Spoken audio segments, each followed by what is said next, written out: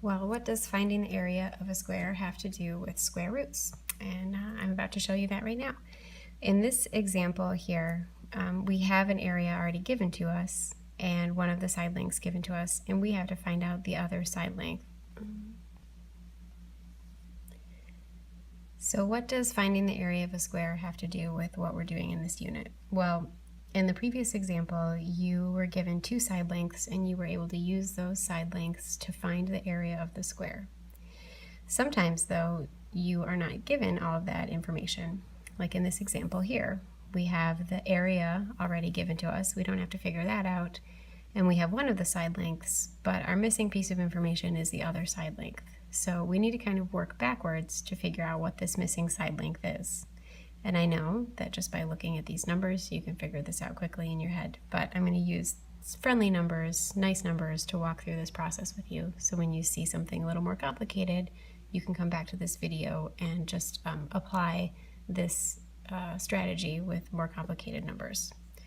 So we know that the area is 15 square units, and we need to figure out what times 3 would equal 15, because we know area is length times width. So this x units, whatever they are, times 3 has to equal 15. Another way to think of that is as a division problem. 15 divided by 3 equals what?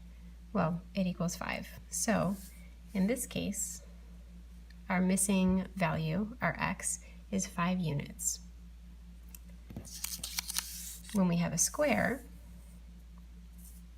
like in example number 2, we have this given area of 16 square units, and we know that one of the side lengths is n units.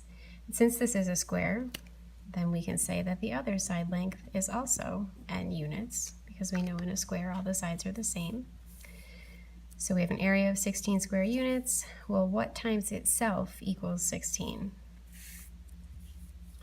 We can do like we did in example number 1, where we set up a division problem, but that doesn't really help us because we have two variables here. So we have the same variable twice. 16 divided by n equals n. That doesn't really give us any help. So we have this handy symbol, the square root symbol. And the square root symbol means what times itself equals what this number is that's under the symbol. What times itself equals 16? We know, because we know our multiplication facts, that the answer to that is 4, and that our solution to this problem would be n equals 4 units. This square is 4 units by 4 units. When the number is not so nice, there is a button on your calculator that will help you figure out what the square root of a number is, and I can show you that when you come and meet with me. One thing to notice, though, it's important to point out, is that in this case, in these cases up here, we were dealing with area, and so we only had positive numbers. Length and distance and area can only be a positive number.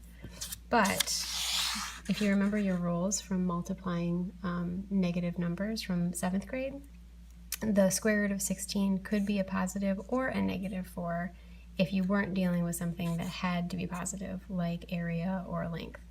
So 4 times 4 equals 16, but also negative 4 times negative 4 equals 16 too. So you'll have to be careful and read the situation carefully when you're working on your problems to determine if your answer could be negative or if it's limited only to positive numbers.